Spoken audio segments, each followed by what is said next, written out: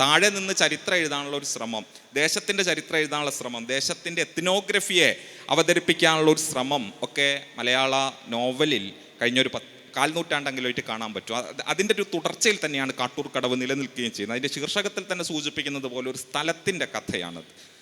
അതിലേറ്റവും രസകരമായിട്ട് തോന്നിയത് എം കുന്നിൻ്റെ മയ്യഴിയെക്കുറിച്ച്, മയ്യഴിയുടെ മാന്ത്രികത എന്നോ പറഞ്ഞിട്ട് കുറേ വാക്കുകളൊക്കെ അന്ന് പറയാറുണ്ട്.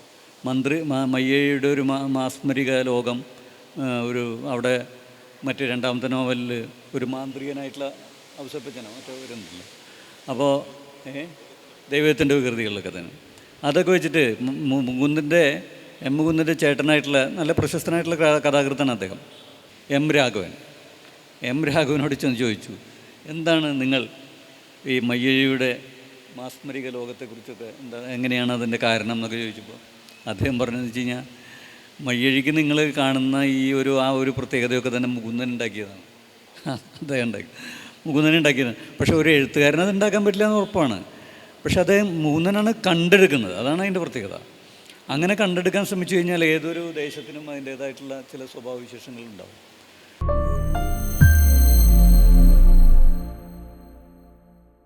അശോകേട്ടൻ്റെ എഴുത്ത് ജീവിതത്തെക്കുറിച്ച് പറയുമ്പോൾ അദ്ദേഹത്തിൻ്റെ രാഷ്ട്രീയ ജീവിതത്തെ മാറ്റിവെച്ചുകൊണ്ട് നമുക്ക് അദ്ദേഹത്തിൻ്റെ എഴുത്തിനെക്കുറിച്ചുള്ള ഒരു സംഭാഷണത്തിലേക്കും കടക്കുക സാധ്യമല്ല.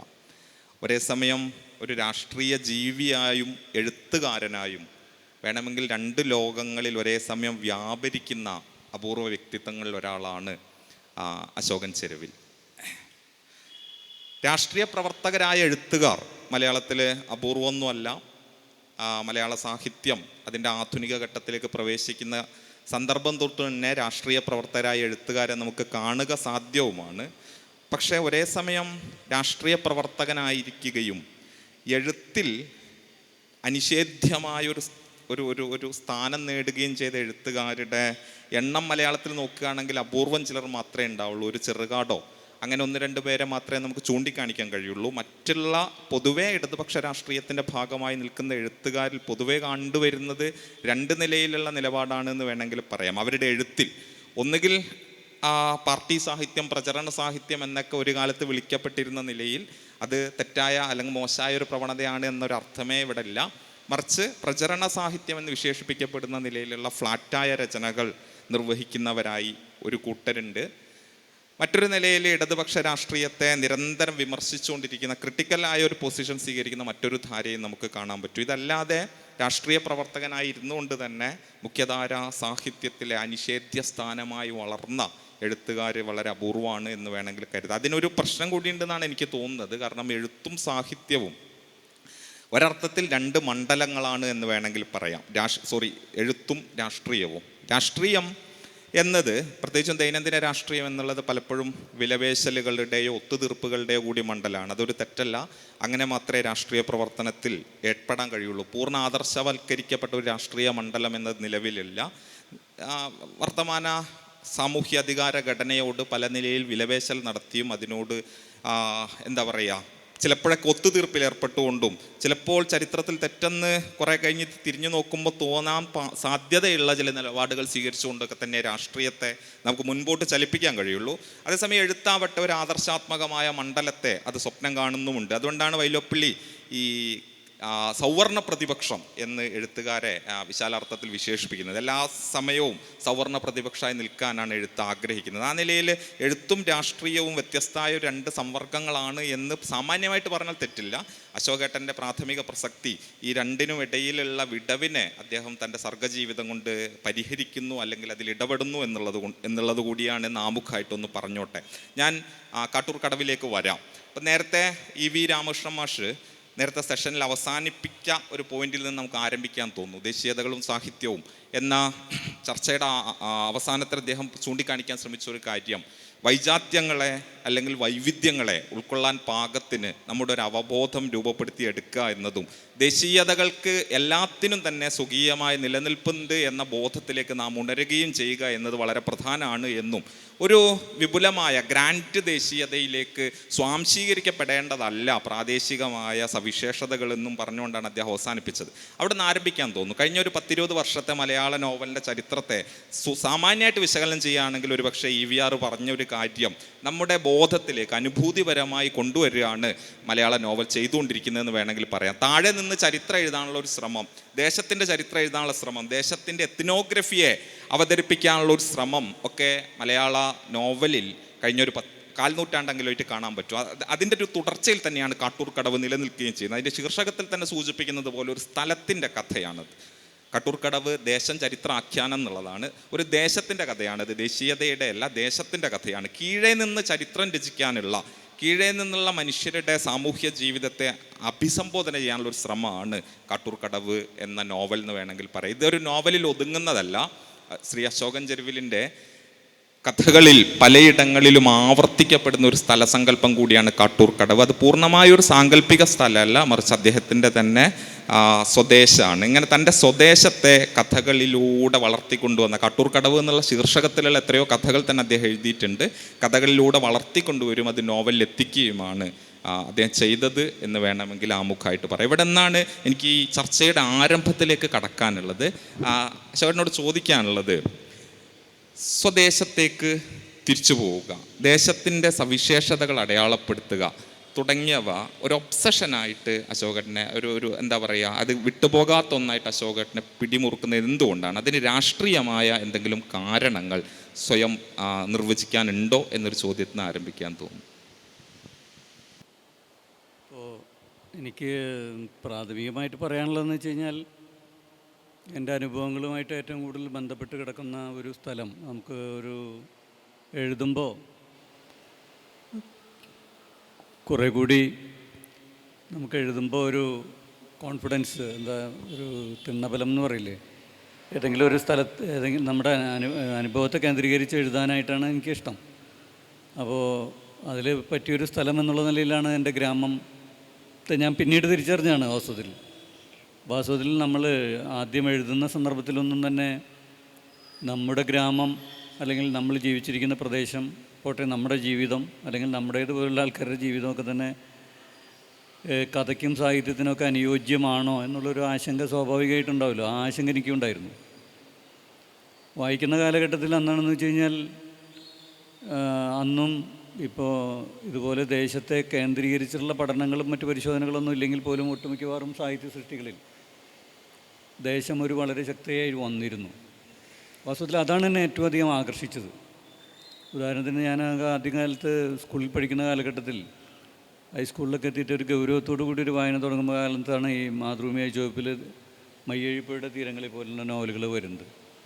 അപ്പോൾ മയ്യഴി, അപ്പോൾ അത് വാസ്തവത്തിൽ ആ പ്രദേശമായിട്ടാണ് ഞാൻ ആ നോവലിനെ ഉൾക്കൊള്ളുന്നത്. പിന്നെ നമ്മൾ അതിന് മുമ്പും പിന്നെയൊക്കെ വായിച്ചിട്ടുള്ള MT വാസുദേവൻ നായർ, അപ്പോൾ അദ്ദേഹം സൃഷ്ടിച്ച ആ കൂടല്ലൂരും അതുപോലെ തന്നെയുള്ള വള്ളുവനാടല്ല ആ പ്രദേശങ്ങളും, ആ കാലത്ത് തന്നെ വായിച്ച ദേശത്തിൻ്റെ കഥ, SK പൊറ്റക്കാട്, നമ്മൾ ആ ഒരു ദേശത്തിരുന്നിട്ടാണ് ഇപ്പോൾ ഇത് സംസാരിക്കുന്നത്. അങ്ങനെ നിരവധി ദേശങ്ങൾ, ഖസാക്കിലും ഒരു ദേശം തന്നെയാണ് വരുന്നത്. അപ്പോൾ ഇതൊക്കെ ഒരു നോവലിൻ്റെ അല്ലെങ്കിൽ ഒരു ഫിക്ഷൻ്റെ പിൻബലം ഒരു ദേശമാണെന്ന് നമുക്ക് വേണ്ടത്ര രീതിയിൽ അതിനെക്കുറിച്ച് ആഴത്തിൽ പഠിക്കാണ്ട് തന്നെ വെറും വായനയിലൂടെ എനിക്ക് തോന്നിയിരുന്നു. പക്ഷേ അപ്പോഴൊന്നും ഞാൻ എൻ്റെ ദേശത്തെക്കുറിച്ച് തിരിഞ്ഞു നോക്കുകയോ അവിടുത്തെ അനുഭവങ്ങളെക്കുറിച്ചോ അവിടുത്തെ പ്രകൃതി, അവിടുത്തെ സ്ഥലങ്ങളെ പരാമർശിച്ചോ ഒന്നും എഴുതാൻ തുടങ്ങിയിട്ടില്ല. കാരണം എന്ന് വെച്ച് കഴിഞ്ഞാൽ, ഞാൻ ആലോചിച്ച് നോക്കിയപ്പോൾ ഇവരെഴുതുന്ന ഓരോ പ്രദേശത്തിനും വളരെ പ്രാധാന്യമുണ്ട്. ഇപ്പോൾ മയ്യഴി എന്ന് പറയുന്നത് ചരിത്രപരമായിട്ട് പ്രാധാന്യമുള്ള സ്ഥലമാണ്. കാരണം എന്ന് വെച്ച് കഴിഞ്ഞാൽ ഫ്രഞ്ച് കോളനി ആയിരുന്നു. പിന്നീട് വളരെ നമ്മുടെ ഇന്ത്യൻ സ്വാതന്ത്ര്യം നേടിയതിന് ശേഷം മാത്രം സ്വാതന്ത്ര്യം നേടിയ ഒരു പ്രദേശം. അവിടെ അതിനിടയ്ക്ക് സമരമൊക്കെ ഉണ്ടായിരുന്നു. അപ്പോൾ അവിടുത്തെ വ്യത്യസ്തമായൊരു ജീവിതം. അതുപോലെ തന്നെ ഓരോ പ്രദേശത്തിനും അതിൻ്റേതായിട്ടുള്ള പ്രത്യേകതകളുണ്ടല്ലോ. നമ്മുടെ ഗ്രാമത്തിന് എന്ത് പ്രത്യേകതയാണുള്ളതെന്നുള്ളൊരു സംശയം ഉണ്ടായി. പിന്നീടൊരു ആലോചനയിലാണ് ഒട്ടുമിക്കവാറും ഈ എഴുത്തുകാരെ എഴുതിയിട്ടുള്ള ദേശങ്ങളുടെ പ്രത്യേകത എന്ന് പറയുന്നത് അവരുണ്ടാക്കിയത് തന്നെയാണ്. അതിലേറ്റവും രസകരമായിട്ട് തോന്നിയത് കുന്നിൻ്റെ മയ്യഴിയെക്കുറിച്ച് മയ്യഴിയുടെ മാന്ത്രികത എന്ന് പറഞ്ഞിട്ട് കുറേ വാക്കുകളൊക്കെ അന്ന് പറയാറുണ്ട്. മയ്യഴിയുടെ ഒരു മാസ്മരിക ലോകം, ഒരു അവിടെ മറ്റ് രണ്ടാമത്തെ നോവലിൽ ഒരു മാന്ത്രികനായിട്ടുള്ള ഔസപ്പച്ചനോ മറ്റോ വരുന്നില്ല. അപ്പോൾ ദൈവത്തിൻ്റെ വികൃതികളിലൊക്കെ തന്നെ അതൊക്കെ വെച്ചിട്ട് മുകുന്ദൻ്റെ മുകുന്ദൻ്റെ ചേട്ടനായിട്ടുള്ള നല്ല പ്രശസ്തനായിട്ടുള്ള കഥാകൃത്താണ് അദ്ദേഹം. അദ്ദേഹത്തിന് ഇപ്പോൾ ഈ അടുത്ത് കഴിഞ്ഞ കൊല്ലം സമഗ്ര സംഭാവനയ്ക്കുള്ള പുരസ്കാരം അക്കാദമി കൊടുക്കുകയുണ്ടായി. എം രാഘവനോട് ചെന്ന് ചോദിച്ചു, എന്താണ് നിങ്ങൾ ഈ മയ്യഴിയുടെ മാസ്മരിക ലോകത്തെക്കുറിച്ചൊക്കെ എങ്ങനെയാണ് അതിൻ്റെ കാരണം എന്നൊക്കെ ചോദിച്ചപ്പോൾ അദ്ദേഹം പറഞ്ഞതെന്ന് വെച്ച് കഴിഞ്ഞാൽ, മയ്യഴിക്ക് നിങ്ങൾ കാണുന്ന ഈ ആ ഒരു പ്രത്യേകതയൊക്കെ തന്നെ മുകുന്ദൻ ഉണ്ടാക്കിയതാണ്. അദ്ദേഹം മുകുന്ദൻ ഉണ്ടാക്കിയതാണ്. പക്ഷേ ഒരു എഴുത്തുകാരൻ അത് ഉണ്ടാക്കാൻ പറ്റില്ല എന്ന് ഉറപ്പാണ്. പക്ഷെ അദ്ദേഹം മുകുന്ദനാണ് കണ്ടെടുക്കുന്നത്. അതാണ് അതിൻ്റെ പ്രത്യേകത. അങ്ങനെ കണ്ടെടുക്കാൻ ശ്രമിച്ചു കഴിഞ്ഞാൽ ഏതൊരു ദേശത്തിനും അതിൻ്റേതായിട്ടുള്ള ചില സ്വഭാവവിശേഷങ്ങളുണ്ടാവും. അങ്ങനെ നോക്കിയപ്പോൾ ഞാൻ എൻ്റെ ദേശത്തിലേക്ക് ആ മട്ടിലൊന്ന് നോക്കിയപ്പോൾ അവിടെയും കുറേ പ്രത്യേകതകളുണ്ട്. പ്രത്യേകിച്ച് അത്രമാത്രം പ്രശസ്തമായ സ്ഥലമൊന്നുമല്ല. എങ്കിൽ പോലും ആലോചിച്ച് നോക്കിയപ്പോൾ അത് പഴയ കൊച്ചി രാജ്യത്തിൻ്റെ ഒരറ്റാണ്. തൊട്ടപ്പുറത്ത് കാനോലി കനാൽ ഒഴുകുന്നുണ്ട്. അന്നത്തെ വലിയൊരു ദേശീയ ജലപാതയായിരുന്നു. തൊട്ടപ്പുറത്ത് ബ്രിട്ടീഷ് മലബാറായിരുന്ന ഇപ്പോഴത്തെ മലബാറാണ്. വാണിജ്യ കേന്ദ്രങ്ങളും അങ്ങാടികളും അതൊക്കെ കാട്ടൂർക്കടവ് നോവലിൽ വന്നിട്ടുണ്ട്. അങ്ങാടികളാണ് അവിടുത്തെ ഏറ്റവും പ്രധാനപ്പെട്ട ഒരു. ഈ അങ്ങാടികളുടെ ഒരു ഭാഗത്താണ് നമ്മുടെ മാധവിക്കുട്ടിയുടെ പുന്നയൂർക്കുളമൊക്കെ കിടക്കുന്നത്. ഇതിൻ്റെ ഒരു ഭാഗത്ത് തന്നെയാണ് കേട്ടോ. കുറച്ച് ദൂരം ഉണ്ടെന്നുള്ള ഒരേ കനാലിൻ്റെ വശങ്ങളിലാണ്. അപ്പോൾ അങ്ങനെ ചില പ്രത്യേകതകൾ കാണാൻ ശ്രമിച്ചു. പിന്നെ വേറൊരു സംഗതി, അത് കാണാൻ എനിക്കൊരു സൗകര്യം ഉണ്ടായിരുന്നതെന്ന് വെച്ച് കഴിഞ്ഞാൽ, ഞാൻ എൻ്റെ ഗ്രാമത്തിൽ തന്നെയാണ് ജനിച്ചതും വളർന്നതും. പിന്നീട് ജോലി കിട്ടിയിട്ടൊന്നും അങ്ങനെ അകലേക്കൊന്നും പുറത്തു പോകേണ്ടി വന്നില്ല. ആ ജില്ലയുടെ തലസ്ഥാനമായിട്ടുള്ള തൃശ്ശൂർ പട്ടണത്തിലേക്ക് ഒന്ന് മാറേണ്ടി വന്നു. പിന്നെ കുറച്ച് മറ്റ് സ്ഥലങ്ങളിലൊക്കെ ജോലി ചെയ്തു എന്നല്ലാണ്ട് അധികവും എൻ്റെ ഗ്രാമത്തിൽ തന്നെ കേന്ദ്രീകരിച്ചൊരു ജീവിതമായിരുന്നു എനിക്ക്. മാത്രമല്ല, കുട്ടിക്കാലത്ത് മുതലേ തന്നെ ഒരു രാഷ്ട്രീയ പ്രവർത്തകരുടെ ഒരു വീട്ടിലാണ് ഞാൻ ജനിച്ചത്. പല തലമുറയിലുള്ള രാഷ്ട്രീയ പ്രവർത്തകർ, അതിൽ കോൺഗ്രസ്സുകാരുണ്ട്, സോഷ്യലിസ്റ്റുകാരുണ്ട്, പ്രജാമണ്ഡലക്കാരുണ്ട്, കമ്മ്യൂണിസ്റ്റുകാരൊക്കെ ഉണ്ട്. അപ്പോൾ അവരുടെ വീട്ടിൽ ജനിച്ചുകൊണ്ട് അവിടെ വീട്ടിലേക്ക് വരുന്ന മനുഷ്യർ ആ കാലഘട്ടത്തിൽ അവരുടെ ജീവിത പ്രശ്നങ്ങളൊക്കെ ആയിട്ട് ഇങ്ങനെ വരുമല്ലോ. അപ്പോൾ അവരെ കുട്ടിക്കാലത്ത് തന്നെ കേൾക്കാൻ കഴിഞ്ഞതുകൊണ്ട് ഈ നാടിൻ്റെ ഒരു ജീവിത പ്രശ്നങ്ങളെ കുട്ടിക്കാലത്ത് തന്നെ എനിക്ക് അറിയാൻ കഴിഞ്ഞിരുന്നു. പിന്നെ കുറച്ചു കാലം ഞാൻ ഒരു രാഷ്ട്രീയ പ്രവർത്തകനായിട്ട്, നേരത്തെ റഫീഖ് പറഞ്ഞല്ലോ, കുറച്ചു കാലം ഞാൻ ആദ്യം എഴുത്ത് തുടങ്ങുന്നതിന് മുമ്പ് തന്നെ ഒരു രാഷ്ട്രീയ പ്രവർത്തകനായിരുന്നു. ഇപ്പം ഞാനങ്ങനെ അവകാശപ്പെടുന്നില്ല.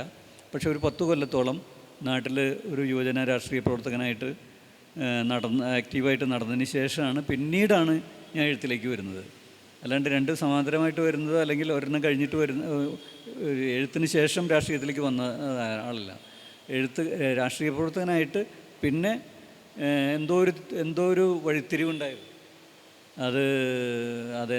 അത് ഒരു പഠിക്കേണ്ട ഒരു വിഷയം. ഞാൻ സ്വയം മനസ്സിലാക്കേണ്ടത് എന്താണ് ആ വഴിത്തിരിവെന്ന് പറയാൻ പറ്റില്ല. അങ്ങനെ തിരിഞ്ഞു വന്ന ഒരാളാണ്. അപ്പോൾ ആ ഒരു കാലവും കൂടി എൻ്റെ ഗ്രാമത്തെക്കുറിച്ച് മനസ്സിലാക്കാൻ കഴിഞ്ഞു. അപ്പോൾ എനിക്ക് കൂടുതൽ കോൺഫിഡൻസ് ഉള്ള ഒരു മെറ്റീരിയലാണ് എൻ്റെ ഗ്രാമം.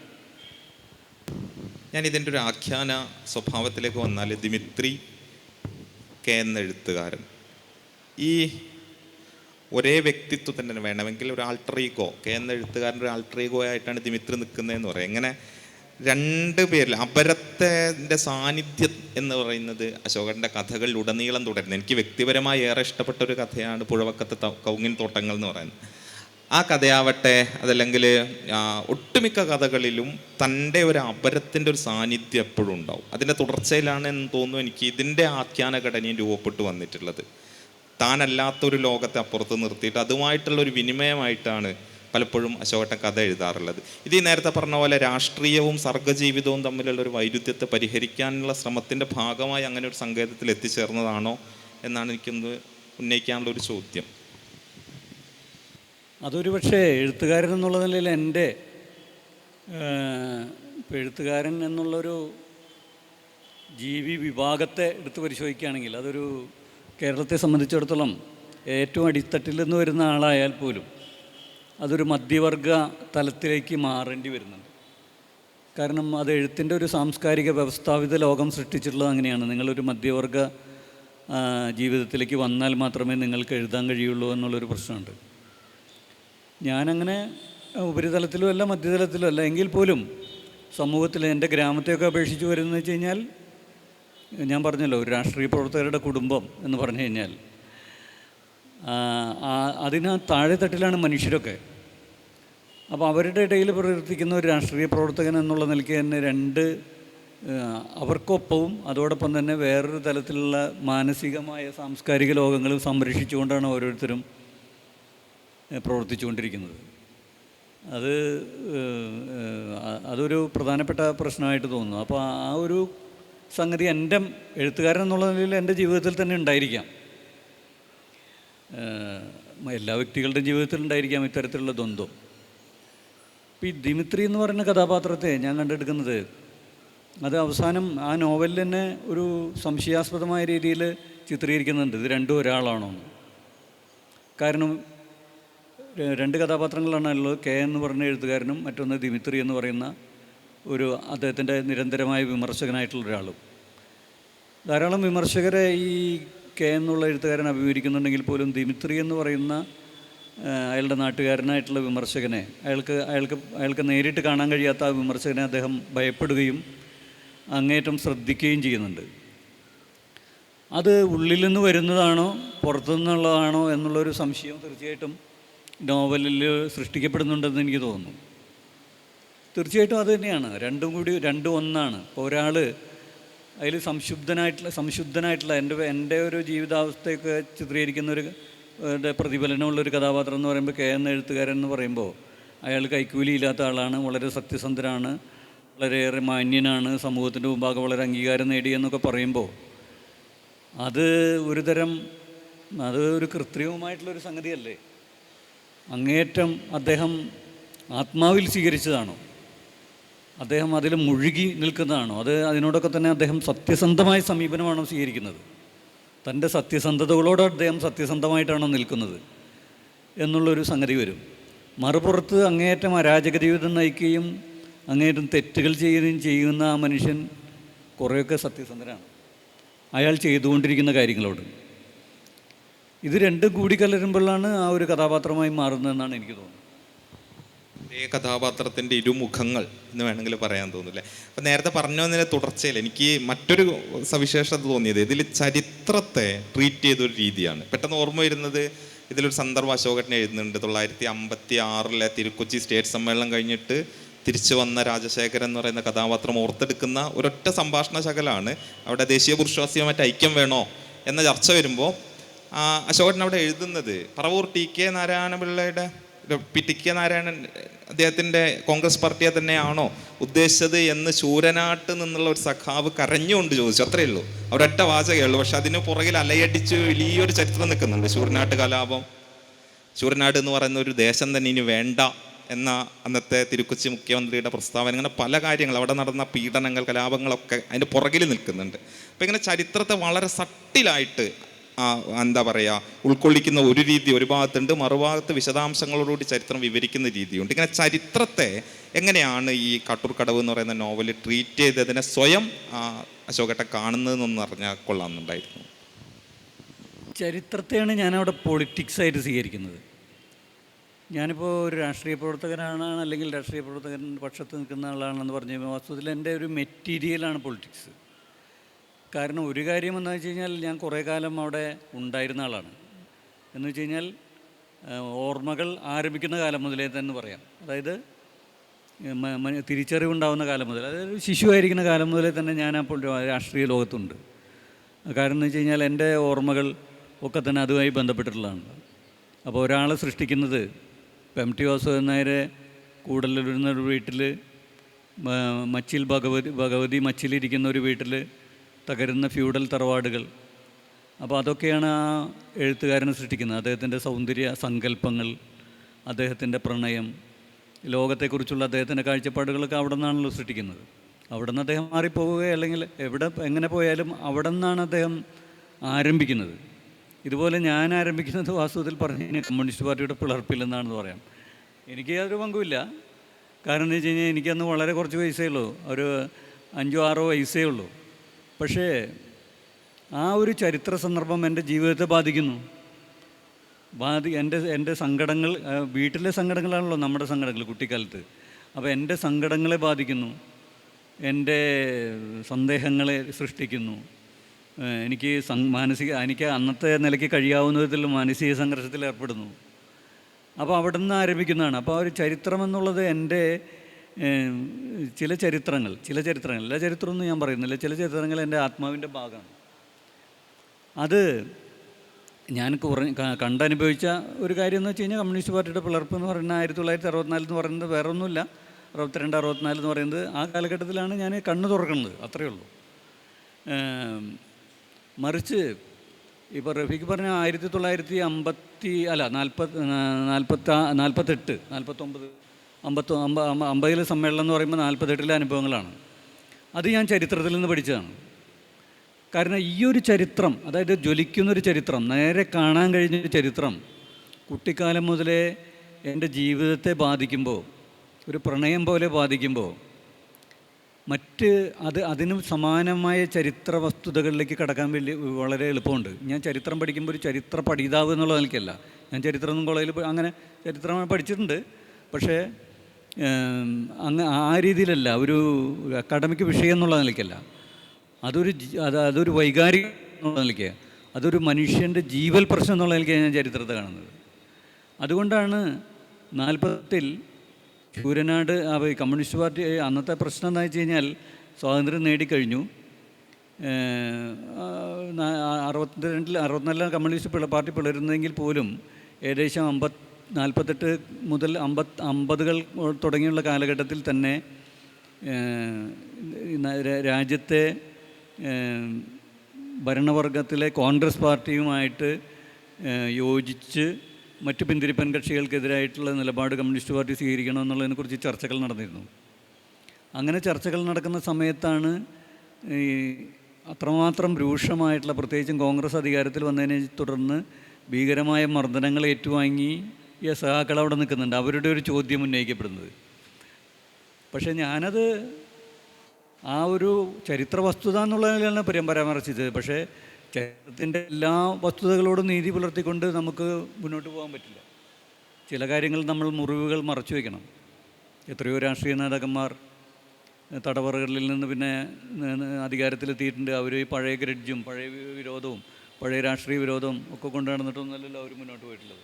വ്യക്തിപരമായി അതൊക്കെ ഒഴിവാക്കാമെങ്കിൽ രാഷ്ട്രീയ പാർട്ടി എന്നുള്ള നിലയിലേക്കും പലതും ഒഴിവാക്കിക്കൊണ്ട് മുന്നോട്ട് പോകാമെന്നാണ് എൻ്റെ അഭിപ്രായം. അത് എഴുതുമ്പോഴും അഭിപ്രായം തന്നെയാണ്, ഇപ്പോഴും അത് അഭിപ്രായമാണ്. ഈ മട്ടിലാണ് ഞാൻ ചരിത്രത്തെ സംശീകരിക്കുന്നത്. ചരിത്രം എങ്ങനെയാണ് ഒരു ഗ്രാമത്തിലെ ജനത അനുഭവിച്ചത് എന്നുകൂടിയാണ് കാട്ടൂർക്കടവ് ഒരു നിലയിൽ പറയുന്നതെന്ന് എന്ന് വേണമെങ്കിൽ പറയാം. അതിൻ്റെ തുടർച്ചയിൽ തന്നെ ചോരനോട് ചോദിക്കട്ടെ, ഇത് ഒരു പക്ഷേ അങ്ങ് പ്രാതിനിധ്യം വഹിക്കുന്ന ഒരു പ്രസ്ഥാനത്തോടുള്ള ഒരു ആന്തരിക വിമർശനം കൂടി ഈ നോവലിലുണ്ട് എന്നൊരു വാദം ഉന്നയിച്ചാൽ, അതായത് കമ്മ്യൂണിസ്റ്റ് പാർട്ടിക്ക് കേരളത്തിലെ പല നിലയിലുള്ള സാമൂഹിക നീതിയുമായി ബന്ധപ്പെട്ടിട്ടുള്ള നിലയിലുള്ള രാഷ്ട്രീയ സംഘാടനങ്ങളും അതിനു വേണ്ടിയിട്ടുള്ള വളരെ പ്രധാനപ്പെട്ട മുന്നേറ്റങ്ങളും ഒക്കെ നയിക്കാൻ കഴിഞ്ഞുവെങ്കിലും ജാതി എന്ന് പറയുന്ന ഒരു മർദ്ദക സംവിധാനത്തെ വേണ്ട വിധം അഭിസംബോധന ചെയ്യാനോ മറികടക്കാനോ കമ്മ്യൂണിസ്റ്റ് പാർട്ടിക്ക് കഴിഞ്ഞില്ല എന്നൊരു വിമർശനം ഈ നോവൽ പുലർത്തുന്നുണ്ട് എന്നൊരു വാദം ഉന്നയിക്കുകയാണ് എങ്കിൽ അശോകൻ അതിനോട് എങ്ങനെ പ്രതികരിക്കും എന്നുകൂടി അറിഞ്ഞാൽ സന്തോഷമാണ്. തീർച്ചയായിട്ടും പുലർത്തുന്നുണ്ട്. ഒരു വിമർശനം അതിലുണ്ട്, ശക്തമായ വിമർശനമുണ്ട്. ഒരുപക്ഷെ പുറത്തു നിന്നുള്ള ആൾക്കാർ ഒച്ച വയ്ക്കുന്നതിനേക്കാൾ വലിയ വിമർശനം അതിൽ ഇതാണെന്ന് ഉണ്ട്. ഇങ്ങനെയാണ് വിമർശനം ഉൾപ്പെടേണ്ടതെന്ന് എനിക്ക് തോന്നുന്നു. കാരണം ഈ ഒരു കാലഘട്ടത്തിൽ നമുക്ക് ഇപ്പോൾ ഏത് രാഷ്ട്രീയ പ്രസ്ഥാനത്തിനായാലും ഏത് സംഘടനയ്ക്കായാലും വിമർശനം അനിവാര്യം. വിമർശനം എല്ലാ കാലഘട്ടത്തിലും അനിവാര്യമാണ്. പക്ഷേ നല്ല വിമർശനം ലഭിക്കുക, ക്രിയാത്മകമായ വിമർശനം ലഭിക്കുക എന്ന് വെച്ച് കഴിഞ്ഞാൽ ആ പ്രസ്ഥാനം മുന്നോട്ട് വയ്ക്കുന്ന വിചാരധാരയോടും അതിൻ്റെ ഭാഗമായിട്ടുള്ള സാമൂഹ്യ ധാരകളോടൊക്കെ നീതി പുലർത്തിക്കൊണ്ടുള്ളൊരു വിമർശനം മുന്നോട്ട് വയ്ക്കുക എന്ന് പറഞ്ഞാൽ, അത്തരത്തിലുള്ളൊരു വിമർശനം ലഭ്യമാവുക എന്ന് പറഞ്ഞു കഴിഞ്ഞാൽ അതൊരു വലിയ ഭാഗ്യമാണ് ഒരു പ്രസ്ഥാനത്തിന്. പക്ഷേ ഞാൻ മനസ്സിലാക്കിയിട്ട് കേരളത്തിലെ അല്ലെങ്കിൽ ഇന്ത്യയിലെ കമ്മ്യൂണിസ്റ്റ് പ്രസ്ഥാനത്തിനുള്ള ഏറ്റവും വലിയൊരു പരാധീനത നല്ല വിമർശകരില്ല എന്നുള്ളതാണ്. നല്ല വിമർശകർ അതിന് ലഭിച്ചിട്ടില്ല എന്നുള്ളതാണ്. കാരണം മറുഭാഗത്തുള്ള വലതുപക്ഷം എന്ന് പറയുന്ന വിഭാഗങ്ങളൊക്കെ തന്നെ സ്വയം അവർ കുറ്റബോധത്തോടു കൂടി ജീവിക്കുന്നവരാണ്. പലപ്പോഴും പറയാറില്ലേ, കമ്മ്യൂണിസ്റ്റ് പാർട്ടി എന്നാണ് പറയുന്നത്. പല വലതുപക്ഷ പാർട്ടികളും പറയാറുണ്ട് കമ്മ്യൂണിസ്റ്റ് പാർട്ടി എന്ന് പറഞ്ഞിട്ടാണ് അവർ നടക്കുന്നത്. പക്ഷേ കമ്മ്യൂണിസമാണ് അവർ നടപ്പാക്കുന്നത് അവർ ചോദിക്കാറുണ്ട്. കാരണം വെച്ചാൽ തങ്ങളുടെ പ്രസ്ഥാനം അത്ര ശരിയല്ല. കമ്മ്യൂണിസ്റ്റ് പാർട്ടികളും ഇടതുപക്ഷ പാർട്ടികളും സോഷ്യലിസ്റ്റ് പാർട്ടികളൊക്കെ ശരിയാവണമെന്നുള്ളൊരു ബോധമാണ് പൊതുവെ വലതുപക്ഷ പാർട്ടികൾക്കുള്ളത്. അപ്പോൾ അത്തരം കുറ്റം സ്വയം കൊണ്ടു നടക്കുകയും അങ്ങേയറ്റ അഴിമതിയിലും സ്വജനപക്ഷപാതത്തിലും അതുപോലെ തന്നെയുള്ള ഭരണവർഗ ആശ്രിതത്വത്തിലൊക്കെ മുഴുകി നിൽക്കുന്ന ആൾക്കാരെ സംബന്ധിച്ചിടത്തോളം അവർക്ക് ഒരു പ്രസ്ഥാനത്തെ എങ്ങനെ വിമർശിക്കാൻ കഴിയും? അതുകൊണ്ട് ദോഷം കമ്മ്യൂണിസ്റ്റ് പാർട്ടിക്കാണെന്നാണ് ഞാൻ പറയുക. എന്ന് വെച്ച് കഴിഞ്ഞാൽ നല്ലൊരു വിമർശനം അതിന് ലഭിച്ചിട്ടില്ല. മാത്രമല്ല ഈ കാലഘട്ടത്തിൽ ഏതൊരു വ്യക്തിയായാലും, ഇപ്പോൾ പഴയ പുരോഗമന സാഹിത്യത്തിൻ്റെ കാലഘട്ടമുണ്ട്. ഞാൻ പുരോഗമന സാഹിത്യ പ്രസ്ഥാനത്തിൻ്റെ ഭാഗമായിട്ടുള്ള ഒരാളാണല്ലോ. പക്ഷേ പഴയ പുരോഗമന സാഹിത്യ പ്രസ്ഥാനത്തിൽ നിന്ന് വളരെ വ്യത്യാസമുണ്ട് ഈ കാലഘട്ടത്തിൽ. അതിൻ്റെ പ്രവർത്തനങ്ങൾക്കും അതിൻ്റെ ശൈലികൾക്കും അതിൻ്റെ അജണ്ടകൾക്കും ഒക്കെ തന്നെ വ്യത്യാസം വരണം. കാരണം വെച്ചാൽ പഴയ കാലഘട്ടത്തിലൊക്കെ തന്നെ ഒരു സമൂഹത്തെ ഉത്ബുദ്ധമാക്കുക. ഇപ്പോൾ തകഴിയുടെയും ബഷീറിൻ്റെയും ഒറ്റക്കാടിൻ്റെയും ഒക്കെ കാലഘട്ടത്തിലെ കൃതികൾ, പ്രത്യേകിച്ചും തകഴിയുടെയും കേശവദേവൻ്റെയൊക്കെ കാലഘട്ടത്തിലെ കൃതികൾ, പ്രേംചന്ദ് മുതലുള്ള ഹിന്ദി സാഹിത്യകാരന്മാരുടെ കൃതികളൊക്കെ തന്നെ സമൂഹത്തിലേക്ക് ഉൽപ്പതിഷ്ണുതയുടെയും ജനാധിപത്യത്തിൻ്റെയും വെളിച്ചം പ്രസരിപ്പിക്കുക എന്നുള്ളൊരു ദൗത്യമാണ് അവർ ഏറ്റെടുത്തിരുന്നത്. അതുകൊണ്ട് അതിനൊരു ഉദ്ബോധനത്തിൻ്റെ ഒരു ശൈലി ഉണ്ടായിരുന്നു. ഇന്ന് അതിൻ്റെ ആവശ്യമില്ല, അതുകൊണ്ട് കാര്യമില്ല. ഇന്ന് ഒരു ആത്മവിമർശനമാണ് ഈ കാലഘട്ടത്തിലെ ഒരു പുരോഗമന സാഹിത്യ പ്രസ്ഥാനം. അത് വ്യക്തിയായാലും പ്രസ്ഥാനമായാലും അത് ഒരു അത്തരത്തിലുള്ളൊരു രീതിയിലായിരിക്കണം എഴുത്ത് എന്ന് തോന്നുന്നു ഞാൻ ഇപ്പോൾ രാഷ്ട്രീയമായ കാര്യങ്ങൾ ഉൾപ്പെടുത്തിയതാണ് എൻ്റെ ഒട്ടുമിക്കവാറും കഥകൾ, നിരീക്ഷണങ്ങളും ഒക്കെ തന്നെ. അങ്ങനെ എന്തെങ്കിലും ഞാൻ എഴുതിയിട്ടുണ്ടെങ്കിൽ, രാഷ്ട്രീയവുമായി ബന്ധപ്പെട്ടുള്ള കാര്യങ്ങൾ എഴുതിയിട്ടുണ്ടെങ്കിൽ അതെല്ലാം തന്നെ അതിലൊരു വിമർശനം ഉള്ളടങ്ങുന്നുണ്ട്. അത് യാതൊരു സംശയമില്ല. അതാണ് ഈ കാലഘട്ടത്തിൻ്റെ ദൗത്യമെന്ന് ഞാൻ വിചാരിക്കും. കാരണം പ്രത്യേകിച്ചും ഈ നമ്മുടെ മനസ്സുകൾ ഒരു ശത്രുവിൻ്റെ താവളമായിരിക്കുന്ന ഒരു കാലഘട്ടമാണ്. ശത്രു പുറത്തല്ല, നമ്മുടെ അകത്ത് തന്നെ, നമ്മളെ തന്നെ ഡെവലപ്പ് ചെയ്തിട്ട് നമ്മളെ തന്നെ നമ്മുടെ ശത്രുവാക്കി മാറ്റുന്ന ഒരു സാഹചര്യമാണ്. അത് വ്യക്തിക്ക് മാത്രമല്ല, പ്രസ്ഥാനങ്ങൾക്കും അത് ബാധകമാണ്. അപ്പോൾ എപ്പോഴും സൂക്ഷിച്ചിരിക്കണം, എപ്പോഴും അഴിച്ചു പരിശോധിക്കണം. കാരണം നമ്മളെത്രമാത്രം നമ്മളല്ലാതായി മാറിക്കൊണ്ടിരിക്കുന്നെന്ന്, നമ്മുടെ ശത്രുവായി മാറിക്കൊണ്ടിരിക്കുന്ന എത്ര കണ്ടുണ്ട് എന്നുള്ളൊരു പരിശോധന നിരന്തരമായി ആവശ്യമുണ്ട് എന്നെനിക്ക് തോന്നുന്നു. അതിൻ്റെ ഭാഗമായിട്ടാണ് ഈ ഒരു വിമർശനം മുന്നോട്ട് വയ്ക്കുന്നത്. ഈ കമ്മ്യൂണിസ്റ്റ് പാർട്ടിയോട് എന്നതുപോലെ തന്നെ കേരളത്തിൻ്റെ ആധുനികീകരണത്തെ സംബന്ധിച്ചുള്ള ചില വിമർശനങ്ങൾ, അല്ലെങ്കിൽ വിശാലാർത്ഥത്തിൽ കേരളത്തിൻ്റെ ആധുനികീകരണത്തിൻ്റെ ഒരു വിമർശനമാണ് കാട്ടൂർക്കടവ് എന്ന് വേണമെങ്കിൽ പറയാം. പ്രത്യേകിച്ചും ഈഴവ കമ്മ്യൂണിറ്റിയെ മുൻനിർത്തിക്കൊണ്ട് ഉന്നയിക്കപ്പെടുന്ന ചില വിമർശനങ്ങൾ, നാരായണ ഗുരുവിനെ പോലെയുള്ള വലിയ ഒരു എന്താ പറയുക, നവോത്ഥാന വ്യക്തിത്വത്തിൻ്റെ സാന്നിധ്യം ഉണ്ടായിട്ട് പോലും ഈഴവിഭാഗത്തെ ഇതിൽ എന്താ പറയുക പ്രതിനിധികളായി എന്നുള്ള നിലയിൽ വരുന്നു. അതിലുപരി എല്ലാ ജാതി സമുദായങ്ങളിലും ഇന്നും പരോക്ഷമായി തുടരുന്ന ജാതീയമായ അംശങ്ങളെ ഈ നോവല് എന്താ പറയുക സൂക്ഷ്മമായ വിമർശനങ്ങൾക്ക് വിധേയമാക്കുന്നുണ്ട്. ആ നിലയിൽ ആധുനിക ഒരിടത്ത് എനിക്ക് തോന്നുന്നു പി കെ മീനാക്ഷി എന്ന് പറയുന്ന കഥാപാത്രം ചോദിക്കുന്നുണ്ട് നവോത്ഥാനം, ആരുടെ നവോത്ഥാനം എന്നുള്ള നിലയിൽ. അങ്ങനെ നവോത്ഥാന വിമർശനത്തിൻ്റെയൊക്കെ ഒരു തലത്തിലേക്ക് ഈ നോവല് മാറുകയും ചെയ്യുന്നുണ്ട്. കേരളം, ആധുനിക കേരള നിർമ്മിതി എവിടെ വെച്ചായിരിക്കാം ഇങ്ങനെ നിലയിലുള്ള ഒരു ബാക്കോട്ട് അടി സംഭവിച്ചിട്ടുണ്ടാവുക? അതിനെന്തായിരിക്കും നമ്മളുടെ കയ്യിലുള്ള ഒരു പരിഹാര മാർഗം എന്നത് അശോകേട്ടൻ്റെ ഒരു രാഷ്ട്രീയ ജീവിതത്തിൻ്റെ പശ്ചാത്തലത്തിൽ ഒന്ന് ചൂണ്ടിക്കാണിച്ചാൽ നന്നാവും തോന്നുന്നു. ആ ഒരു വിമർശനം കൃത്യമായിട്ട് ഞാൻ എഴുതുന്നതിനേക്കാൾ കൂടുതൽ പിന്നീട് ഈ നോവല് വായിക്കുമ്പോഴും അതിൻ്റെ ചർച്ചകളിൽ പങ്കെടുക്കുമ്പോഴും ഒക്കെ തന്നെ കേരളീയ നവോത്ഥാനത്തിനും പ്രത്യേകിച്ച് അതിൻ്റെ തുടർച്ചകൾക്കും ഒക്കെ തന്നെ സംഭവിച്ചിട്ടുള്ള തകരാറുകളെ സംബന്ധിച്ചുള്ള ഒരു വിമർശനം അതിൽ ഉന്നയിക്കുന്നുണ്ട്. അതിൽ നവോത്ഥാനത്തിൻ്റെ ഗുണങ്ങൾ പരമാവധി ഏറ്റുവാങ്ങിയിട്ടുള്ള ഒരു സമൂഹം, അതായത് ഈഴവ പിന്നോക്ക സമുദായം, അവരത് ഏറ്റുവാങ്ങി എന്നുള്ള അവരുടെ കുറ്റമല്ല, അതിനവർ അർഹരായിരുന്നു എന്നുള്ളത് ശരിയാണ്. കാരണം എന്ന് വെച്ച് കഴിഞ്ഞാൽ ആ കാലഘട്ടമായപ്പോഴേക്കും മുതലാളിത്തത്തിൻ്റേതായിട്ടുള്ള പല സ്വഭാവവിശേഷങ്ങളും അവർക്ക് സംശീകരിക്കാൻ തുടങ്ങിയിരുന്നു. അങ്ങനെ അവരൊരു പ്രത്യേകമായ സമൂഹമായിരുന്നു. അപ്പോൾ അതുകൊണ്ട് ഈ നേട്ടങ്ങളൊക്കെ തന്നെ അവർക്ക് സംശീകരിക്കാൻ കഴിഞ്ഞിരുന്നു. ഉദാഹരണത്തിന് ഭൂപരിഷ്കരണം പോലുള്ള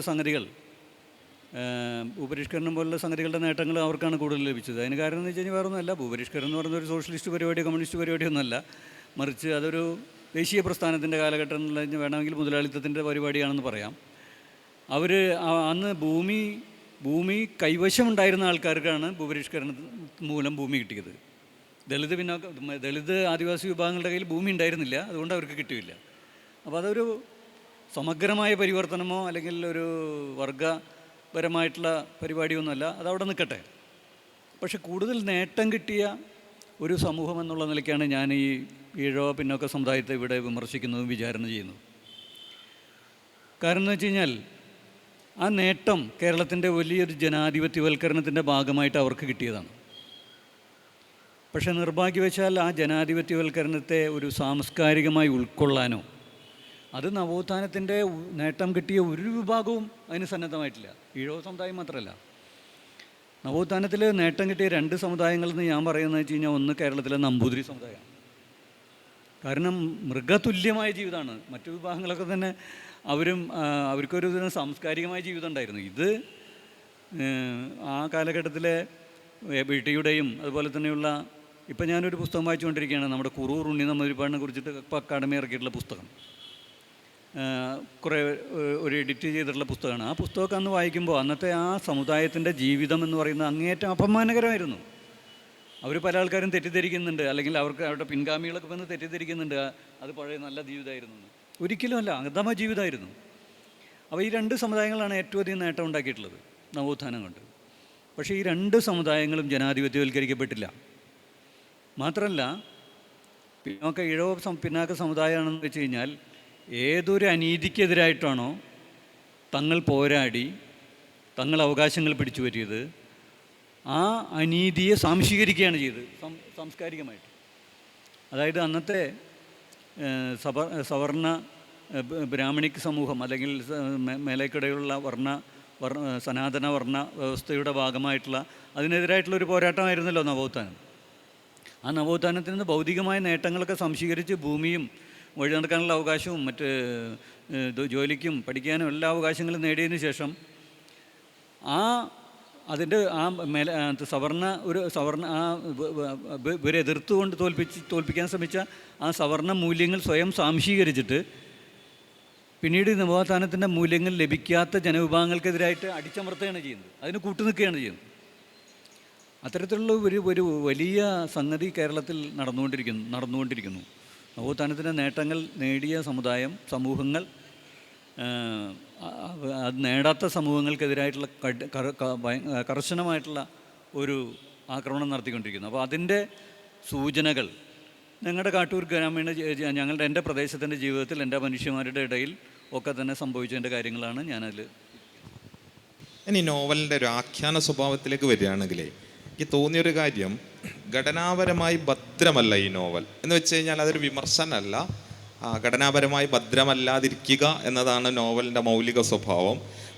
ഈ നോവലിന് ഒരു ഭദ്രതയില്ലായ്മയുണ്ട്, അഴിഞ്ഞ് നിൽക്കുന്നതാണ്. ഇതിൻ്റെ അവസാനം എന്നൊക്കെ പറയുന്ന ഓപ്പൺ എൻഡഡ് ആണ്. അതായത് ഒരു കഥ പറയുകയല്ല അശോകേട്ടൻ ഇതിലൂടെ ചെയ്തിട്ടുള്ളത്.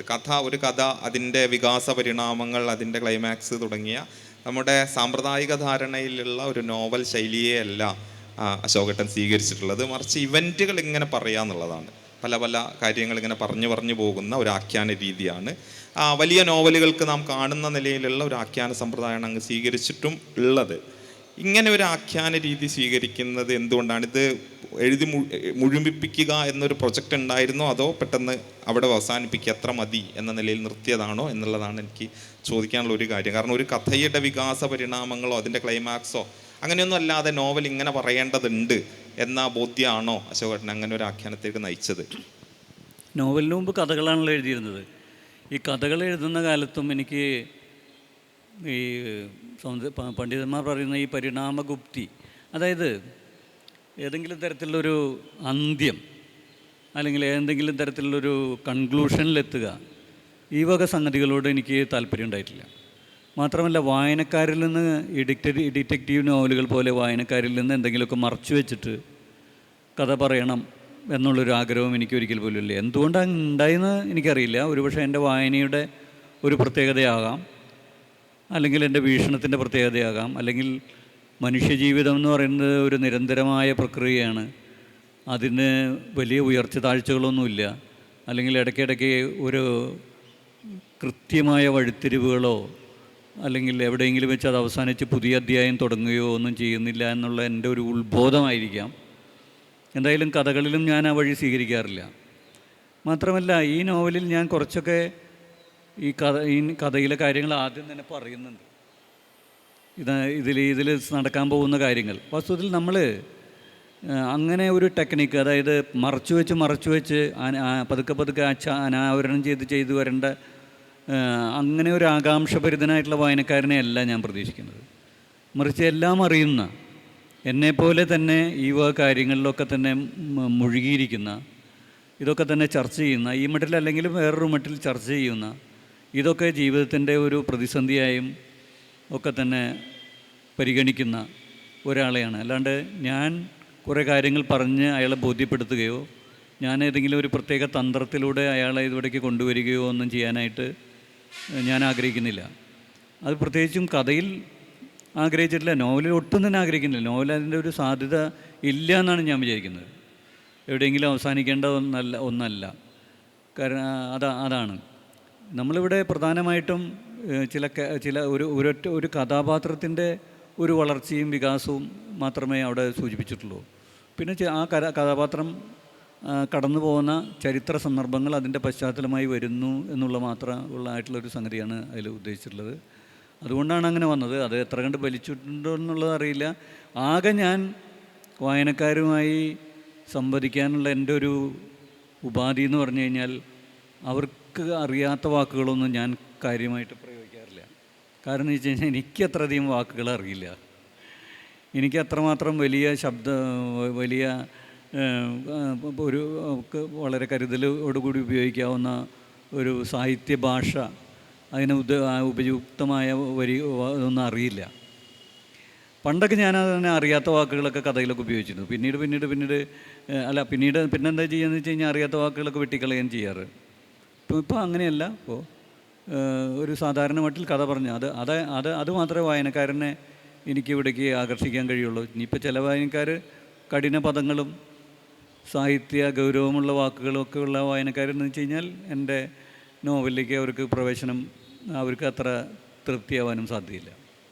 എനിക്കൊന്ന് ഈ പറഞ്ഞ മറുപടി വളരെ പ്രധാനമാണെന്ന് തോന്നുന്നു. അശോകേട്ടൻ എന്താണ് സാഹിത്യത്തിൽ കൊണ്ടുവരുന്നത് എന്നുള്ള ഒരു വിശദീകരണം കൂടി ഇതാണെന്ന് തോന്നുന്നു. അദ്ദേഹം ഒരു ഓദർ എന്നുള്ള നിലയിൽ കൂടി സ്വയം ജനാധിപത്യവൽക്കരിക്കുകയാണ്. നമ്മുടെ എഴുത്തുകാരുടെ ഒരു ആധികാരിക സ്വയം പിൻവലിഞ്ഞ് നിൽക്കുകയാണ് അശോകേട്ടൻ ചെയ്യുന്നത്. അദ്ദേഹത്തിൻ്റെ കഥകളിലും അതുണ്ട്. ഒരു ഓദറുടെ ഒരു ഒതൻറ്റിസിറ്റി ഇല്ല, മറിച്ച് നമ്മോട് ഒരു സുഹൃത്തെന്ന പോലെ നേരിട്ട് സംസാരിക്കുന്ന ഒരു എന്താ പറയുക, നമ്മുടെ നമ്മുമായി സംവദിക്കുന്ന ഒരാളായിട്ടാണ് ഈ കഥാകൃത്ത് ഓദർ അശോകേട്ടൻ്റെ കഥകളിലും ഇപ്പോൾ ഈ നോവലിലും നിൽക്കുന്നത്.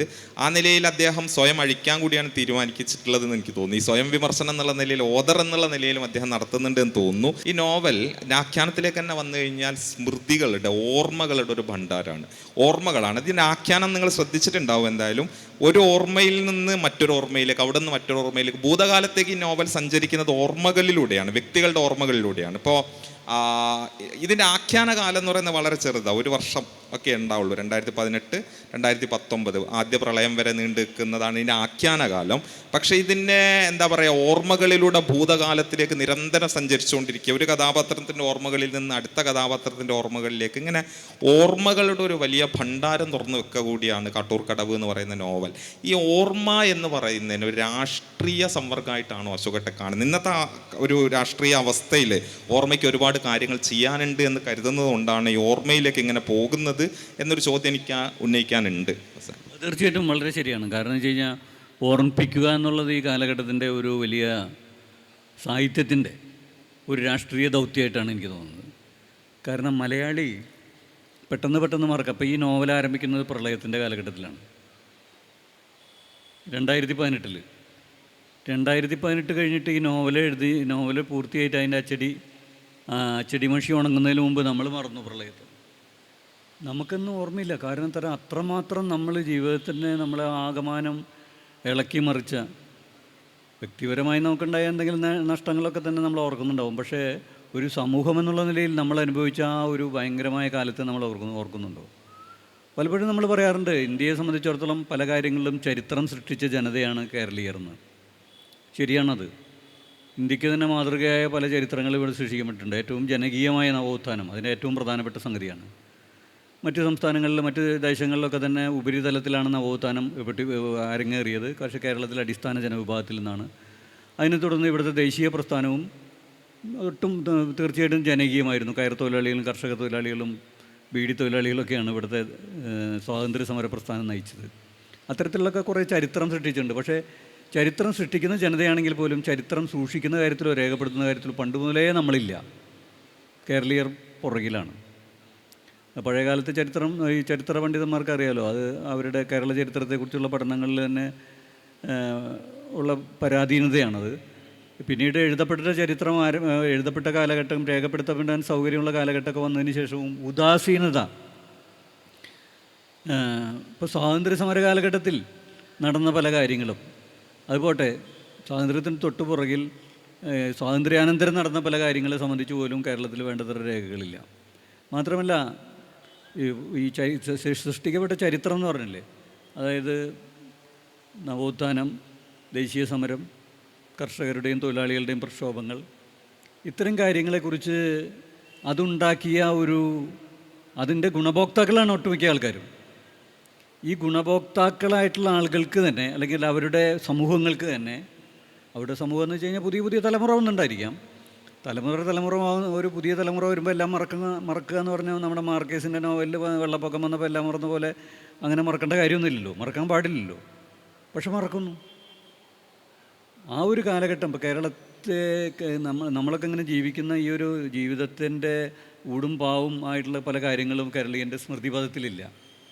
അതുകൊണ്ട് തന്നെയാണ് അതാണ് ഇപ്പോൾ നവോത്ഥാനത്തിൻ്റെ അല്ലെങ്കിൽ അതുപോലുള്ള സംഗതികളുടെയൊക്കെ തന്നെ ഒരു സ്വഭാവം ഇപ്പോഴത്തെ മലയാളിക്കില്ലല്ലോ. അവൻ പെട്ടെന്ന് തന്നെ ഒരു ജാതിഭ്രാന്തനോ അല്ലെങ്കിൽ ഒരു അന്യമത വിദ്വേഷിയോ ഒക്കെ ആയിട്ട് മാറില്ലേ. കേരളത്തിൽ അങ്ങനെ സംഭവിക്കാൻ പാടുണ്ടോ? കേരളത്തിലെ നവോത്ഥാനം എന്ത് കാര്യം പറഞ്ഞു കഴിഞ്ഞാലും അതിൻ്റെ ഏറ്റവും അടിസ്ഥാനപരമായ സംഗതി എന്ന് പറഞ്ഞു കഴിഞ്ഞാൽ മതങ്ങൾ തമ്മിലുള്ള ഏറ്റവും സ്നേഹമാണ്. പ്രത്യേകിച്ചും ശ്രീനാരായണ ഗുരു ഏറ്റവും കൂടുതൽ ശക്തമായി പറഞ്ഞിട്ടുള്ള സംഗതി എന്ന് വെച്ച് കഴിഞ്ഞാൽ മതങ്ങൾ മറ്റ് ഇതര മതവിഭാഗങ്ങൾ തമ്മിലുള്ള അതിൻ്റെ ഇതര ഭിന്നിപ്പ് എന്ന് പറഞ്ഞ സംഗതിക്കേണ്ട അടിസ്ഥാനമില്ല എന്നുള്ള സംഗതിയാണ് അത് മുന്നോട്ട് വെച്ചിട്ടുള്ളത്. പക്ഷേ ആ കാലഘട്ടത്തിൻ്റെ ഗുണഫലങ്ങളൊക്കെ അനുഭവിക്കുന്ന സംഭവങ്ങളിൽ അങ്ങനെ എന്തെങ്കിലും ഒരു വിചാരമുണ്ടോ?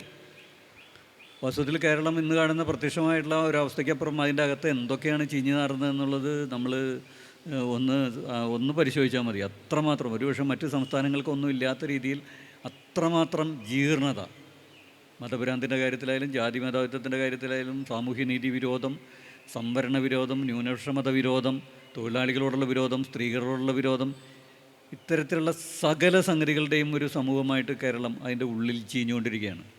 അപ്പോൾ അത് ചില കാര്യങ്ങൾ ഓർമ്മിക്കുക എന്നുള്ളത് എഴുത്തിൻ്റെ ഏറ്റവും പ്രധാനപ്പെട്ട ഒരു സംഭവം. എനിക്ക് തോന്നുന്നു ഒരല്പസമയം നമുക്ക് പൊതുചർച്ചയ്ക്ക് മാറ്റിവെക്കാൻ തോന്നുന്നു. കട്ടൂർക്കടവ് വായിച്ചവർ കൂട്ടത്തിലുണ്ടാവും. അശോകേട്ടനോട് നിങ്ങൾക്ക് ഉന്നയിക്കാനുള്ള ചോദ്യങ്ങൾ എത്രയും പെട്ടെന്നൊന്ന് അദ്ദേഹത്തോട് എന്തെങ്കിലും സംസാരിക്കാനുണ്ടെങ്കിൽ അത് എത്രയും പെട്ടെന്ന് പറയുകയാണെങ്കിൽ നമുക്കൊരു 12 മിനിറ്റ് പൊതുചർച്ചയ്ക്ക് ആവാൻ തോന്നുന്നു. നമസ്കാരം. കഴിഞ്ഞ സെഷനിൽ EVR പറഞ്ഞതും പിന്നെ അതുപോലെ ഇവിടെ നടന്ന ചർച്ചയും കൂടി ചേർത്തുള്ളൊരു ചോദ്യമാണ് ചോദിക്കാൻ ആഗ്രഹിക്കുന്നത്. EVR ആനന്ദനെ കോട്ട് ചെയ്ത് പറയുണ്ടായി, നമ്മുടെ സമൂഹത്തിന് നീതിക്ക് വേണ്ടി പോരാടുന്നവരാണ് പ്രധാനം, അല്ലാതെ സാഹിത്യകാരല്ല എന്നുള്ളത്. പക്ഷെ അതിൻ്റെ കൂടെ തന്നെ EVR ചേർത്ത് പറയുണ്ടായി, ഈ നീതിയെ ഡിഫൈൻ ചെയ്യുന്നത്, നിർവചിക്കുന്നത് അത് എഴുത്തുകാരാണ്, സാഹിത്യത്തിലാണ്. അപ്പം അതിൻ്റെ കൂടെ തന്നെ അങ്ങയുടെ എഴുത്തിലോട്ട് വരുമ്പോഴത്തേക്ക് നിരന്തരമായൊരു പ്രതിപക്ഷ സ്വഭാവത്തെ കാണിക്കാൻ വേണ്ടിയുള്ളൊരു ശ്രമം ആ എഴുത്തിലുണ്ട്. ഈ പറയുന്ന വിമർശനാത്മകമായിട്ടുള്ള കാര്യങ്ങൾ, ഈ വിമർശനാത്മകമായി രാഷ്ട്രീയത്തെ കാണുന്നത്. അതുപോലെ തന്നെ നമ്മുടെ മോഡറേറ്റർ പറഞ്ഞു തുടങ്ങിയത് എഴുത്തും രാഷ്ട്രീയവും രണ്ട് മണ്ഡലങ്ങളിൽ നിൽക്കുകയാണെന്നും പറഞ്ഞു. അപ്പോൾ എൻ്റെ ഒരു ചോദ്യം ഇതിനെല്ലാം കൂടി ചേർത്തുകൊണ്ട് നമ്മൾ ഈ നീതിബോധത്തെ നിർവചിക്കാൻ പറ്റുന്ന സാഹിത്യത്തിന് ഇന്നത്തെ നമ്മുടെ രാഷ്ട്രീയ മണ്ഡലത്തിനോട് പറയാൻ വേണ്ടി കഴിയുന്നുണ്ടോയെന്നല്ല, പറയുന്നതിൽ എന്തെങ്കിലും പ്രസക്തി ഉണ്ടോ, എന്തെങ്കിലും തരത്തിലൊരു കൊടുക്കൽ വാങ്ങൽ അവിടെ നടക്കുന്നുണ്ടോ എന്നാണ് ചോദ്യം. നീതിബോധം സൃഷ്ടിക്കുന്നത് എഴുത്താണെന്ന് പറയാൻ കാരണം എഴുത്ത് അനുഭവത്തിൻ്റെ ഒരു ആവിഷ്കാരമാണ്. അപ്പോൾ അനുഭവിക്കുന്ന മനുഷ്യനാണ് സത്യമെന്ത്, അസത്യമെന്ത്, നീതി എന്ത്, അനീതി എന്ത്, അല്ലെങ്കിൽ തങ്ങൾ എത്രമാത്രം അനീതിയാണ് അനുഭവിച്ചുകൊണ്ടിരിക്കുന്നത് എന്നുള്ള കാര്യത്തെക്കുറിച്ച് ബോധവാനാവുന്നത് അനുഭവിക്കുന്ന മനുഷ്യനാണ്. ഈ വ്യവസ്ഥകളുടെയും ഭരണവർഗത്തിൻ്റെയും ഒക്കെ തന്നെ നിയമനിർമ്മാണങ്ങളും അതുപോലെ തന്നെയുള്ള നീക്കങ്ങളുടെയൊക്കെ ഭാഗമായി അടിച്ചമർത്തപ്പെടുന്ന അതിൻ്റെ ഭാഗമായിട്ടുള്ള ജീവിതം ഉപയോഗിച്ചുകൊണ്ടിരിക്കുന്ന മനുഷ്യൻ അവനെ ആവിഷ്കരിക്കുന്നിടത്താണ് ആവിഷ്കരിക്കുന്നു എന്നുള്ളത് കൊണ്ടാണ് സാഹിത്യം നീതിബോധത്തിൻ്റെ ഭാഗമായി മാറുന്നത്. അപ്പോൾ അതിൽ നിന്ന് നമ്മുടെ സാമൂഹ്യ രാഷ്ട്രീയ മേഖലകൾക്ക് കണ്ടമാനം കാര്യങ്ങൾ അതുകൊണ്ട് തന്നെ അറിയാനുണ്ട്. അതാണ് സാഹിത്യത്തിൻ്റെ ഏറ്റവും പ്രധാനപ്പെട്ട ഒരു സംഗതി എന്ന് എനിക്ക് തോന്നുന്നു. കാരണം എഴുത്തുകാരന് മാത്രം കണ്ടെടുക്കാവുന്ന ചില കാര്യങ്ങളുണ്ട്. മനുഷ്യനെങ്ങനെ ജീവിക്കുന്നു എന്നുള്ളത് തന്നെ അതിൻ്റെ പ്രാഥമികമായി പറയാം, എങ്ങനെ ജീവിക്കുന്നു. അപ്പോൾ കാരണം നമ്മൾ നിരവധി പലതരത്തിലും നമുക്കിപ്പോൾ കാഴ്ചകൾക്ക് ഭയങ്കരമായി വിലക്കുണ്ട്. നമ്മൾ കാണുന്നതല്ല യാഥാർത്ഥ്യത്തെ കാണാൻ ശ്രമിക്കുക എന്ന് പറയുന്നത് എഴുത്തുകാരൻ്റെ ഒരു അനിവാര്യമായ സംഗതിയാണ്. കാരണം അവൻ്റെ ഒരു ജോലിയുടെ ഭാഗമാണത്. കാരണം അവന് പുതിയ കാര്യം തന്നെ ആവിഷ്കരിക്കണം. അത് ഏറ്റവും പ്രധാനമാണ്. എഴുത്തിലെ ഏറ്റവും പ്രധാനമായിട്ടുള്ള സംഗതി പുതിയതെന്ത് എന്നുള്ള ചോദ്യമാണ്. അപ്പോൾ പുതിയതിന് വേണ്ടിയുള്ള അന്വേഷണത്തിൽ സ്വാഭാവികമായിട്ടും എഴുത്തുകാരൻ ഏറ്റവും പുതിയ മനുഷ്യ ജീവിതത്തിലേക്ക് കടന്നു ചെല്ലും. അല്ലാണ്ട് ഭാഷയോ അല്ലെങ്കിൽ കുറേ പദങ്ങളോ വ്യാകരണമോ മറ്റൊന്നുമല്ല എഴുത്തുകാരൻ്റെ കഴിവ്. ഏറ്റവും ഒറിജിനലായിട്ടുള്ള മനുഷ്യനെ തിരിച്ചറിയുക എന്നുള്ളതാണ്, അനുഭവിക്കുന്ന മനുഷ്യനെ. അത് പണ്ടുകാലം മുതലേ ഉണ്ട്. ഇപ്പം നമ്മുടെ ദേശീയ സ്വാതന്ത്ര്യ സമരത്തിൻ്റെ കാലഘട്ടത്തിലൊക്കെ തന്നെ കുറേ കാലം ദേശീയ സ്വാതന്ത്ര്യ സമരം ഇങ്ങനെ വഴി കാണാതെ എന്താണ് അജണ്ട എന്ന് അറിയാൻ പറ്റാണ്ട് ഇങ്ങനെ വേവലാതിപ്പെട്ടുകൊണ്ടിരിക്കുന്ന സമയത്താണ് ആ കാലഘട്ടത്തിലെ നമ്മുടെ എഴുത്ത്, നമ്മുടെ നോവൽ സാഹിത്യം, അതുപോലെ പൊതു സാഹിത്യം ചില പ്രശ്നങ്ങൾ ഉയർത്തിക്കൊണ്ട് വന്നത്. കൃഷിക്കാരൻ എന്ന് പറയുന്നത് അന്ന് കൃഷിക്കാരനെ കാണാഞ്ഞിട്ടല്ല. അന്നത്തെ ദേശീയ സ്വാതന്ത്ര്യ സമര സേനാനികൾ ചിലവരൊക്കെ തന്നെ വലിയ ലോകപ്രശസ്തരായിട്ടുള്ള എക്കണോമിസ്റ്റുകളൊക്കെ ആയിരുന്നു, ബാരിസ്റ്റർമാരൊക്കെ ആയിരുന്നു. അവർക്കൊന്നും അറിയാഞ്ഞിട്ടല്ല വിഷയം. പക്ഷേ യേശുപാലിൻ്റെയും നമ്മുടെ പ്രേംചന്ദിൻ്റെയും മറ്റൊക്കെ കൃതികളിൽ അത് അനുഭവത്തിലൂടെ വരുന്നൊരു അതിൻ്റെ ഒരു സത്യസന്ധമായൊരു സംഗതിയുണ്ട്. അതാണ് പിന്നീട് ഒരു രാഷ്ട്രീയ പ്രക്രിയയുടെ അജണ്ടയായി മാറുന്നത്. ഇതെല്ലായ്പ്പോഴും സംഭവിച്ചുകൊണ്ടിരിക്കുന്ന കാര്യമാണ്. അപ്പോൾ ഈ കാലം എന്ന് വെച്ച് കഴിഞ്ഞാൽ കൂടുതൽ പ്രശ്നമാണ്. കാരണം എന്ന് വെച്ച് കഴിഞ്ഞാൽ ഈ കാലഘട്ടത്തിൽ നമുക്ക് പരസ്പരം തന്നെ തിരിച്ചറിയാൻ പറ്റില്ല, ലോകത്തെ തിരിച്ചറിയാൻ പറ്റില്ല. നമ്മുടെ എല്ലാ തരത്തിലുള്ള നമ്മുടെ കാഴ്ചപ്പാടുകളും ലോകത്തെ നിർണ്ണയിക്കാനുള്ള കഴിവും ഒക്കെ തന്നെ സൃഷ്ടിക്കപ്പെട്ടതാണ്. പൊതുബോധം സൃഷ്ടിക്കപ്പെട്ടതാണ്, നമ്മുടെ ജീവിതബോധം സൃഷ്ടിക്കപ്പെട്ടതാണ്, അഭിരുചികൾ സൃഷ്ടിക്കപ്പെട്ടതാണ്, കാഴ്ച സൃഷ്ടിക്കപ്പെട്ടതാണ്. അപ്പോൾ ഈ ഒരു കാര്യത്തിന് വളരെ പ്രസക്തി ഉണ്ടെന്ന് തോന്നുന്നു. നേരത്തെ മാഷ് പറഞ്ഞു. നമുക്കിത് ഉപസംഹരിക്കാൻ തോന്നുന്നു. ഒരു കാര്യം മാത്രം പറഞ്ഞ് ഞാനിത് പൂർത്തീകരിക്കാം. ഈ നോവലിന് 2-3 പ്രാധാന്യമുണ്ട് എന്നാണ് പൊതുവെ തോന്നിയിട്ടുള്ളത് ഈ ചർച്ചയിൽ നിന്ന് അശോകേട്ടൻ പറയുന്നതെന്ന് മനസ്സിലാക്കുന്നത്. അതൊന്ന്, ദേശത്തെ അതിൻ്റെ ഒരു സാങ്കേതിക വാക്ക് ഉപയോഗിക്കുകയാണെങ്കിൽ പാർട്ടിസിപ്പേറ്റഡ് എത്തനോഗ്രഫി എന്നൊക്കെ പറയാറുള്ളത് പോലെ അതിൽ ഉൾച്ചേർന്നുകൊണ്ട് അതിൻ്റെ എത്തനോഗ്രഫിയെ അവതരിപ്പിക്കാനുള്ള ശ്രമം. അതുകൊണ്ട് സ്ഥലപരമായി മൂർത്തമായ, നേരത്തെ പറഞ്ഞു സങ്കല്പ സ്ഥലമല്ല, മൂർത്ത സ്ഥലത്തെ അതിൽ ഇടപെട്ടുകൊണ്ട് അവതരിപ്പിക്കാനുള്ള മലയാളത്തിലെ കനപ്പെട്ട ശ്രമങ്ങളിലൊന്നായിട്ട് ഇത് നിൽക്കുന്നു. അങ്ങനെ സ്ഥലവും കാട്ടൂർക്കടവും തമ്മിൽ ആ നിലയിൽ ബന്ധപ്പെട്ടിരിക്കുന്നു. പിന്നെ ആഖ്യാനത്തിൽ അദ്ദേഹം ഇവിടെ പറയാൻ ശ്രമിച്ച ഒരു കാര്യം അത് വളരെ സുപ്രധാനമാണെന്ന് എനിക്ക് തോന്നുന്നത്. ഓദർ എന്ന് പറയുന്നത് ഇതിനകത്ത് അങ്ങനെ ഇല്ല, പഴയ ഓദറില്ല, എല്ലാം അറിയാവുന്ന ഒരു ഓദറില്ല. നമ്മളോട് നേരിട്ട് സംസാരിക്കുന്ന ഒരാളായി ഇതിൽ ആഖ്യാതാവ് മാറുന്നു. അങ്ങനെ അയഞ്ഞ ജനാധിപത്യപരമായ ഒരു രൂപസ്വഭാവവും ഈ നോവലിനുണ്ട് എന്ന് വേണമെങ്കിൽ പറയാം. മൂന്നാമത്തത് ചരിത്രമാണ്. ഈ നോവൽ ഉടനീളം ചരിത്രമാണ്. അത് ഓർമ്മകളിലൂടെ ചരിത്രത്തെ കണ്ടെടുക്കാനുള്ള, ഓർമ്മകൾ വളരെ പ്രധാനപ്പെട്ട ഒരു രാഷ്ട്രീയ സംവർഗമായിട്ട് രൂപപ്പെടുന്ന നിലയിൽ നോവൽ മാറുകയും ചെയ്യുന്നുണ്ട്. അങ്ങനെ സ്ഥലം, ചരിത്രം, ആഖ്യാനം, ഈ 3 തലങ്ങളിലും പുതിയത് എന്ന് പറഞ്ഞുകൂടാ എങ്കിലും ഈ 3 തലങ്ങളിലും പുതിയ മാനങ്ങൾ സൃഷ്ടിക്കുന്ന ഒരു നോവലായി കാട്ടൂർക്കടവ് ഉയരുന്നുണ്ട്. തീർച്ചയായും ഈ നോവൽ മലയാള നോവൽ ചരിത്രത്തിലെ പ്രധാനപ്പെട്ട സ്ഥാനങ്ങളിലൊന്നായിട്ട് ഭാവി കാലങ്ങളിൽ അടയാളപ്പെടുത്തപ്പെടും.